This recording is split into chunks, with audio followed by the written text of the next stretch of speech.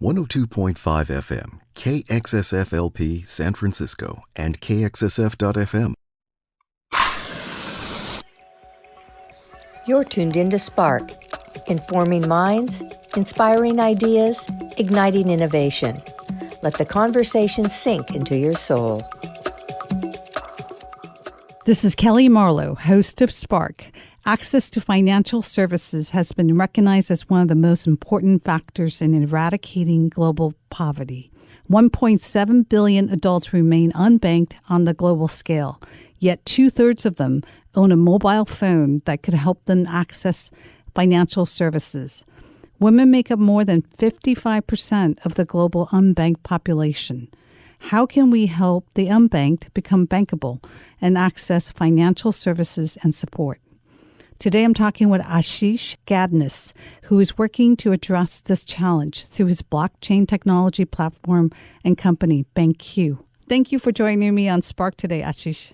Thank you for the opportunity. Can you describe what is happening in most parts of the world where people are not bankable? Yes, I would say there's a very fundamental problem or flaw in most of the parts of the world where people are not bankable, and that is supply chain invisibility. Let me elaborate. If you are a smallholder farmer, especially women farmers, or if you are a waste picker, picking up plastic and bottles, if you look at these two sides of the supply chain, even though you are growing coffee, barley, cacao, or picking up bottles, plastic for recycling, you are completely invisible in that supply chain, even though we drink a $10 cup of latte, right? And why are you invisible? Because the minute I sell my crop to a cooperative, then that goes to a transporter and upstream, that mama farmer does not get proof that she is participating in that supply chain. And because she does not have proof that she's working or providing for raw materials in that supply chain, she's invisible. That makes her unbankable because she cannot prove her existence in that supply chain. And that's a huge problem. And that's the number one cause for gender discrimination and extreme poverty. Does she get paid in some way or does she get paid? I guess the question then is, how do they verify what she's providing and pay her for it? Yes, and this is kind of where we come in, right? But before BankQ, what happens is that she will get paid, but she may not get paid the right amount. She might not get paid for the quality of the crops. And most importantly, she could just get cheated, right? Because she is not an equal participant in that supply chain. So while today she might be getting paid, she has no proof that she's getting paid. If she got proof, and I'll give you a live example, and this is before we rolled out BankQ, one of the women farmers in Uganda, she had gotten a paper receipt. And it rained, and the receipt disintegrated. She had to wait for 4 days, coming every day asking for her money to be paid. And they were like, where's your receipt? And the receipt had completely disintegrated in the rain, right? And women are smarter than men. We already know that. But this mother could not prove her existence, so she had to wait 4 days to get paid, which is just completely unfair. So the challenge that BankQ and you are working to address is to show that she has some kind of proof to verify who she is and the type of work she has completed. Absolutely. And it's an easy one-liner, right? All we do is we make supply chain traceable and transparent, but most importantly, equitable. Traceable and transparent because the brand can say, hey, we can tell you who our farmers are. We can tell you who our recyclers are, right? So the consumers love that. Equitable because now that mama farmer or that mama waste picker has proof that she is part of a global supply chain, which she has been denied up until now. My understanding is that each of these farmers need to have a mobile phone, and that's the way they create the identity on your platform? Yes, but they don't have to have a smartphone. That's a critical component because, I'm a big believer that don't throw technology just for the sake of technology. Meet people where they are. And I've spent, starting 2013, most of my life now in the last 7-8 years in Africa and Latin America working with farmers and waste pickers. What you see that most of them have an SMS phone, not a smartphone. Most of them know what is the price, the quality, the quantity. And in Africa especially, they use mobile money, not cryptocurrency. So when we started rolling out BankQ, that was the number one thing we said we're going to do is our interface to the mama farmer is going to be a non-interface. Because today, she manages her life on the $1.90, this is before BankQ, through an SMS phone. In the BankQ world, when she comes to sell her crop at the co-op level, she gets an SMS message that confirms her quantity, quality, price, and payout, and she agrees. And because it's on blockchain, the supply chain now has the same copy, so she cannot be cheated. And if she's using mobile money like MTN and M-Pesa, she can get directly paid. Remember, it's not a smartphone. It's a simple SMS phone. Everything in the local currency, everything in the local language. Did I answer your question? Yes, but my question is the phone number itself is her identification. In this case, Yes. Then the SMS that's going to her as to how much she's going to get paid and she has a record of it is then tied to her phone number. Yes, one of our big customers is AB InBev, and you can see this. We'll publicly talk about it. When they do the rollouts to their farmers, they're big in gender equality. And I've been in those farmer meetings. They'll say, if you're the mama farmer, don't send your husband's phone because you need to get paid, right? If you lose your phone, remember now in most countries, the SIM card of that SMS phone is tied to a national ID for KYC and anti-terror laws and things like that. So if you lose your phone, you can come and now give your new phone number that's tied to your national identity. So that the mother starts becoming bankable, not the husband or the brother. It's important for them to have a phone that's tied to the national ID if they want to have access to money.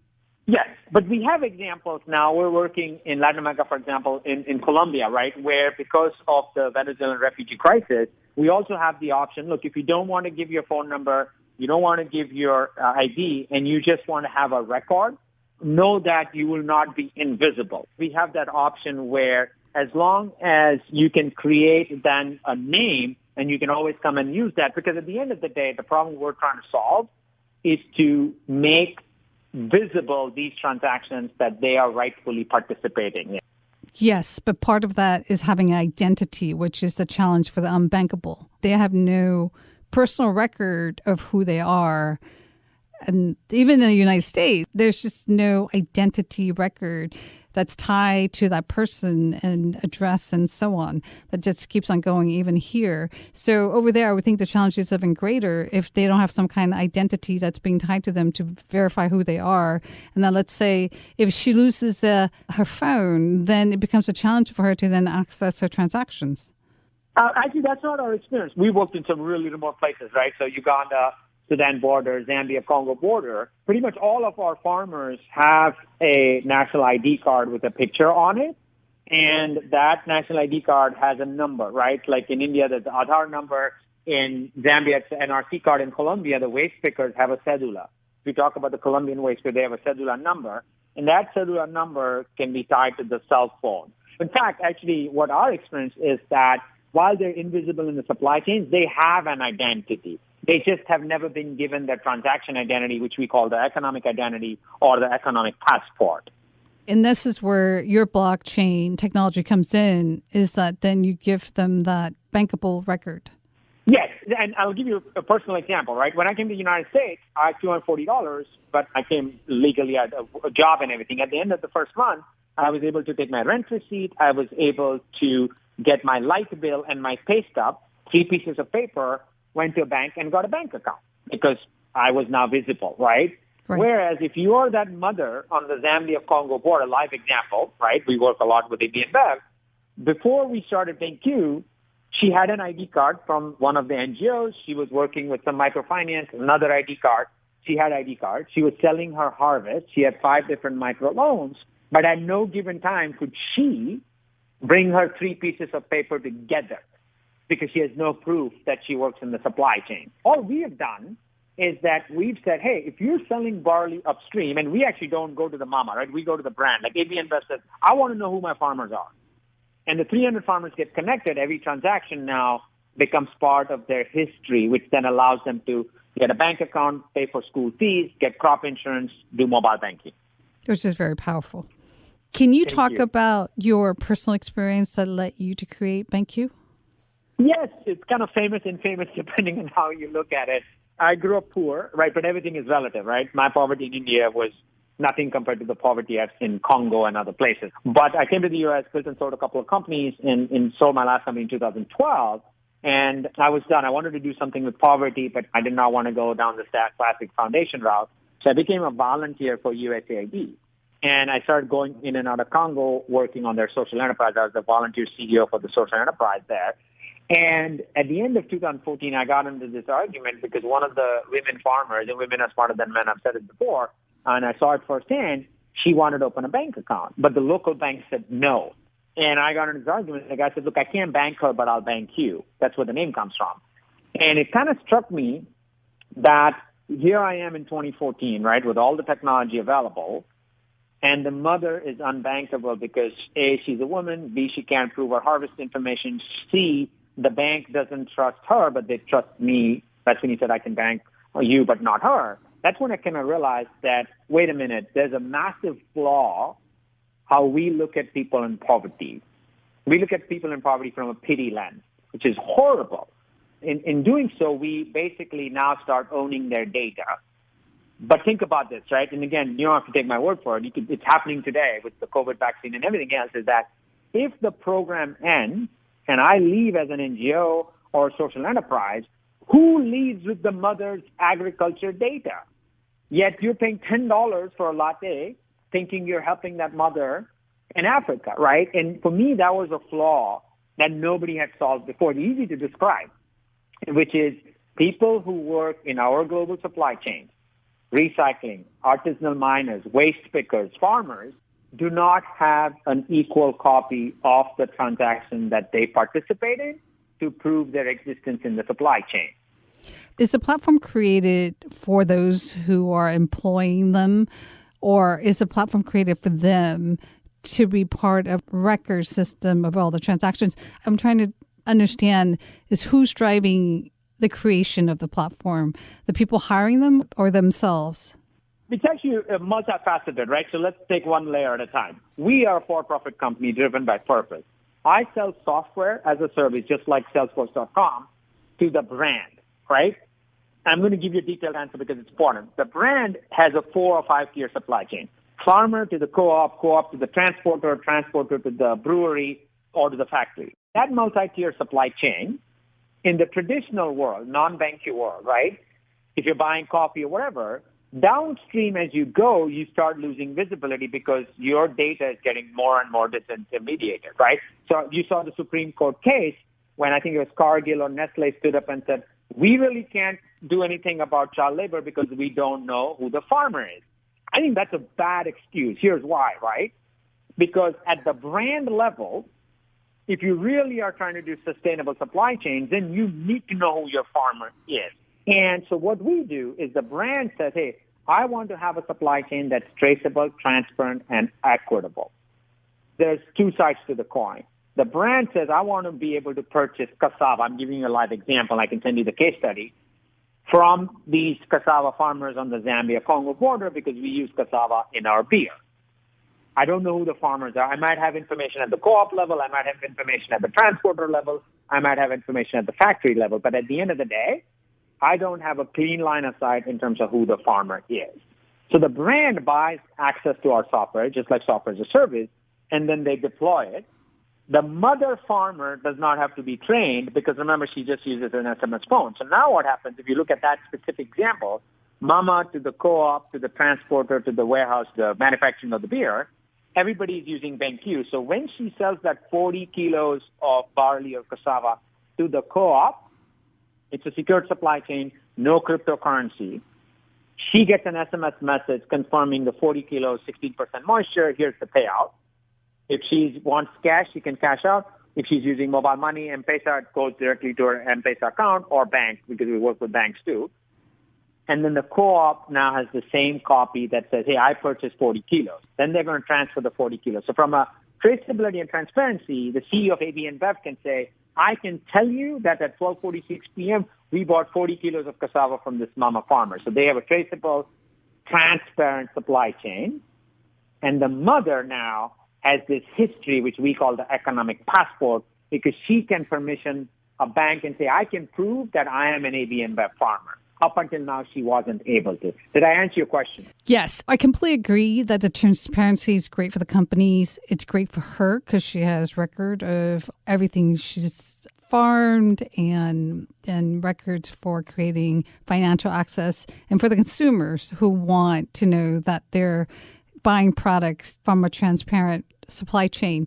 The question then is, in the case of NGOs that then leave and the data leaves with them, what happens in this case when the company pulls out? Does all the data then leave with them as well?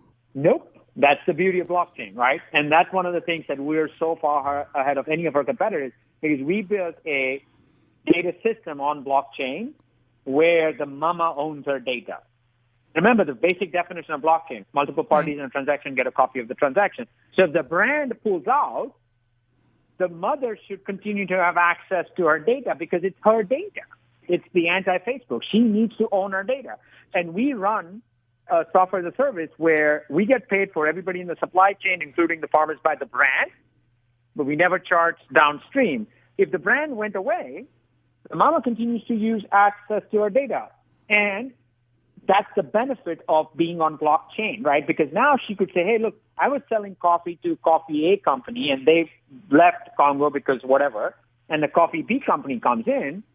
It would be a disservice to not allow the mother to show her harvest information with Coffee A company. So in BankQu, she continues to have access. What you have created is a multi-layer system where, let's say if the companies leave the platform, the data is still accessible by the farmers or the workers that are involved on the other side. Yes, I mean, take a live example, right? We're working with some folks with the COVID vaccine rollout. U.S., has its own issues, but if you look at some of these emerging market countries, how are you going to ensure that poor people actually got the vaccine? And even after they got the vaccine, what proof do they have they got the vaccine? BankQu does that. Why wouldn't you use biometrics to identify? Great question. Great. Every country is different in the sense that everybody has legal requirements. Some countries, you can't take a photo, you can't take a thumbprint. We've stayed away from that. If there's in-country they're enforcing biometrics, we have an integration layer that we'll integrate to. But we don't enforce it. It's just because every country has different regulations. The reason I ask this is I would imagine that a lot of them are migrant as well. They're not in the same place all the time. And it's probably not easy for them to have the same mobile, even for people here. And let's say they cross the border and go somewhere else to work. What happens then? See, the issue with biometrics, right, is you got to look at where. A lot of the places where we're operating, these are like really, really tough places. And not everybody's going to have the biometric technology.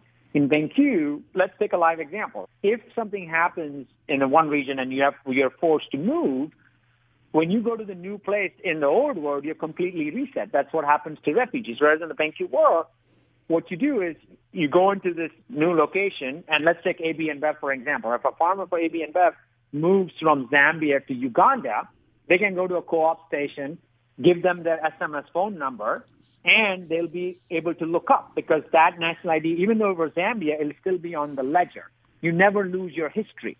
Biggest problem we have with the migration crisis, people lose their history. Some of them also lose their identity. Exactly. And what is identity, right? I mean, it's a philosophical question, but for me, identity is not a piece of paper with your photo and a number on it. One of my co-founders is a refugee. Ask him. He was a refugee for 3.5 years in the Dadaab refugee camp, and he was a number. He had identity, but completely useless because he couldn't prove anything. For us, identity is more, what have you done? What is your education? What is your history of agriculture? That then establishes your identity, which we call the economic identity or the economic passport. Because I've been in enough refugee camps, but people have 5 ID cards, and then they get moved to a different refugee camp. What happened to all the information? It's sitting in an Excel spreadsheet of an NGO. That's what I was asking about biometrics. It's all on your platform. No matter where they go, they can always access it. Yes, and to be honest, look, I mean, I've been in places where the people who are really skeptical about given just governments and dictatorships and everything. Nobody wants to give a thumbprint.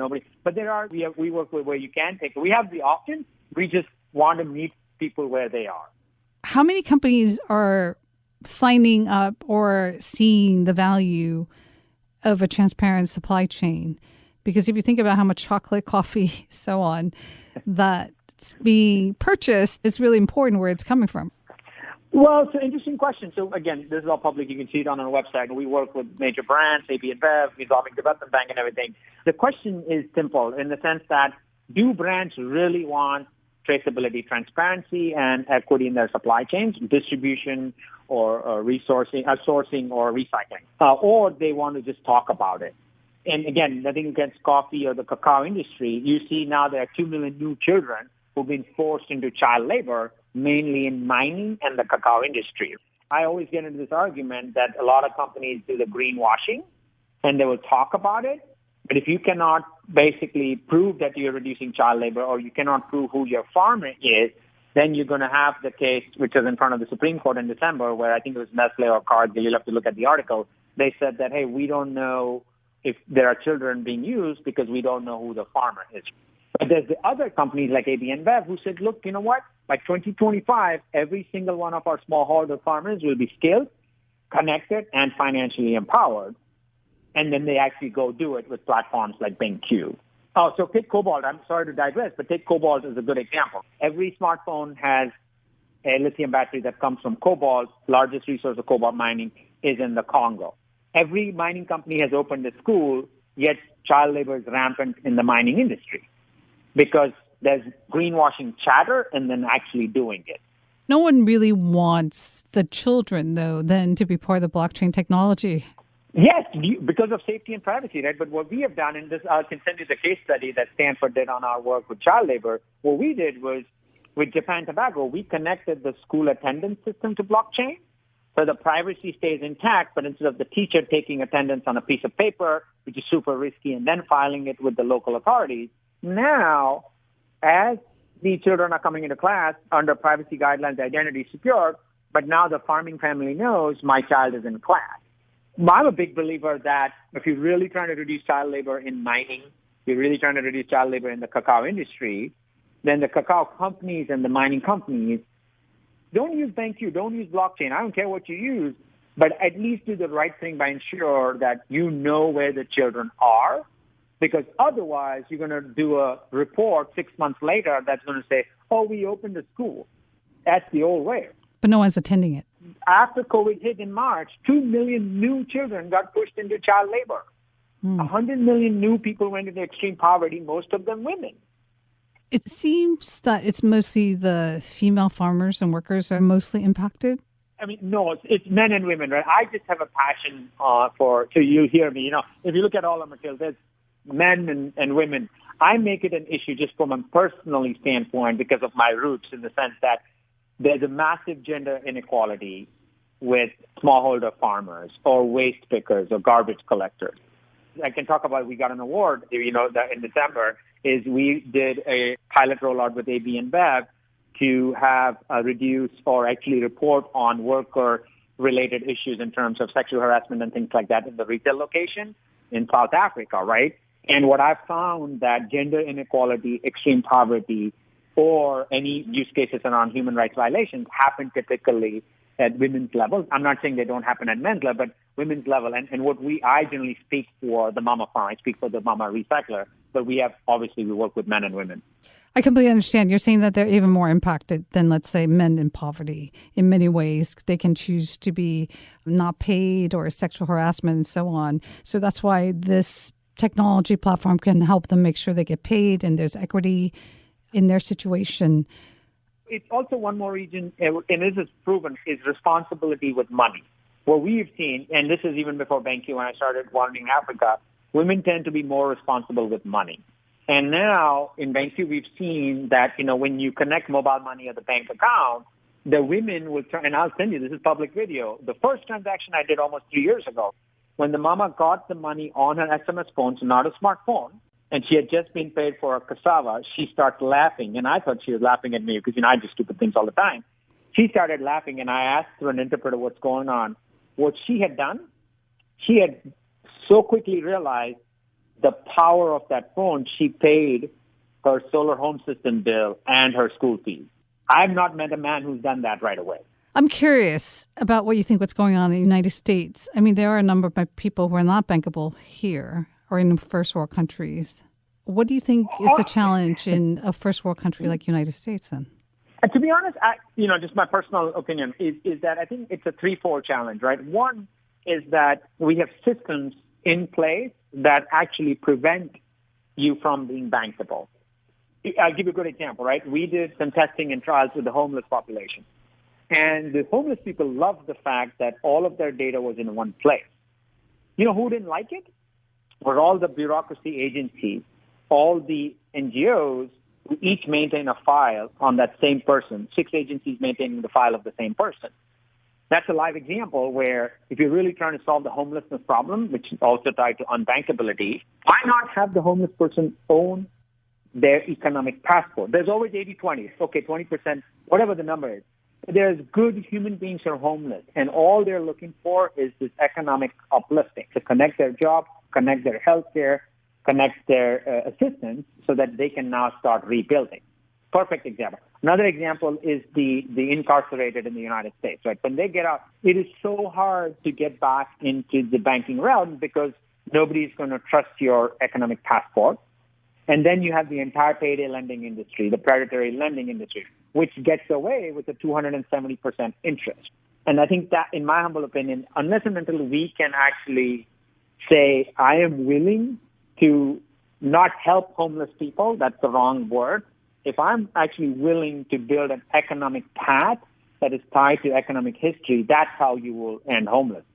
I don't know if I'm answering your question. Yes, well, there's still people who take their checks and they go to a convenience store and pay a 13% charge or 20% charge on that $100 or what they make is a huge percentage to get cash. I mean, to me, it's like 2020. It's unbelievable that people can't go to the bank and cash their check. Oh, I'll give you another example, and I don't know if it happens in the U.S., but the average daily interest rate, right, in Africa and Latin America is 5 to 10% daily, okay?